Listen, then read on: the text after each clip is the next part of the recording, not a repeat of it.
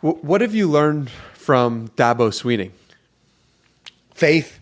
The man just has so much faith and optimism and belief. He truly is a positive leader. They're 4-3 a couple of years ago. They're about to play Florida State, which they're doing right now in a few minutes.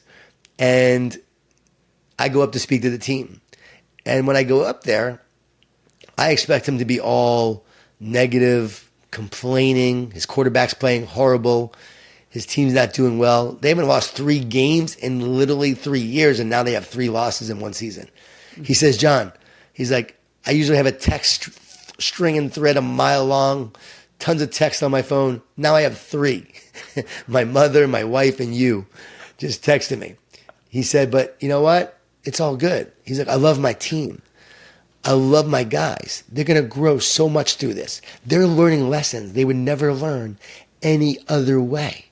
This is going to help them for their future. This is preparing them in amazing ways. He was looking for the good. It was incredible to see and watch. He goes, I believe in them. I love my quarterback. I'm like, really? He goes, yeah, I love my quarterback. He's going to be great. Here he is investing in his team, believing in them, supporting them through a challenging time. To me, that was real positive leadership. He was all about his team and loving them through it and believing in them even when they didn't believe in themselves. They won every game after that. I would love to think it was my talk that night, but it wasn't my talk.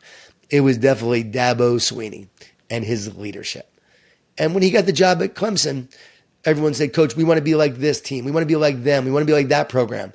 He told the board of trustees, he said, my goal is not to be like anyone else. He goes, I want to create a goal where they want to be like us. That is my vision. That is my belief. He's one of a kind. He's one of the most positive leaders I've ever met. Before Deion, there was Dabo. Like, Dabo was the most optimistic, positive guy talking about belief. Now Deion is doing it. And I think Deion just does it in a little cooler way, a little more swag. You know, there's something about Deion that's just so cool with his belief, which I love. But they're so similar in so many ways. I call them over-believers. They over-believe in what's possible. And as a result, they do create it. So you bring up Deion, and you've said before about Deion, he's a great leader. He's a positive leader. He embodies everything I wrote about in The Power of Positive Leadership. He shares a compelling vision. He is on a mission. He transfers his optimism and belief to his players and fans.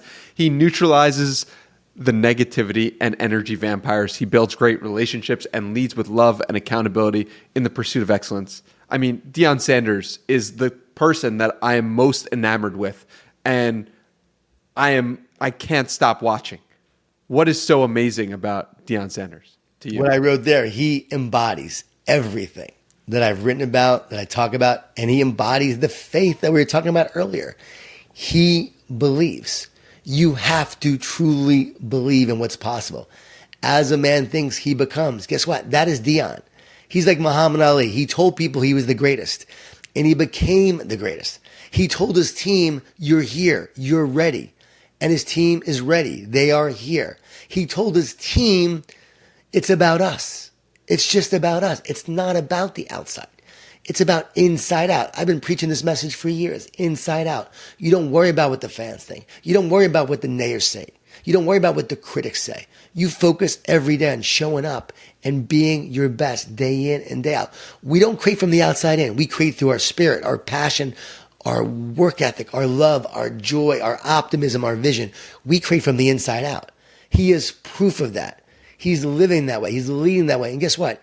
People are now going to Boulder. People are tuning in. You're going to watch the game today. You would have never watched a Colorado game in the past, but you are watching them right now because one man chose to believe. That is Deion.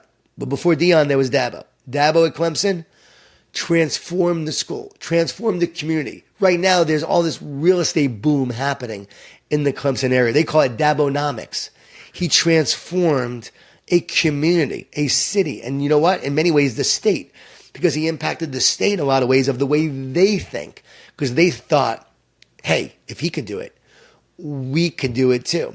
He said if we go to the college football playoffs, his first year he said this, we're going to have a pizza party in Death Valley in the stadium. Well, guess what? They made it to the college football playoffs. So he promised a pizza party.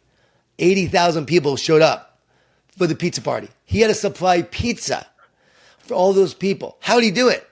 Literally all the pizza places in the state got together and provided the pizza for that pizza party. I told Dabo, Jesus said, even greater things than I shall you do. Well, we know Jesus fed 5,000 with some fish and some loaves of bread. Well, Dabo fed 80,000 with pizza. If you enjoyed this clip, watch the full episode right over here, and don't forget to subscribe.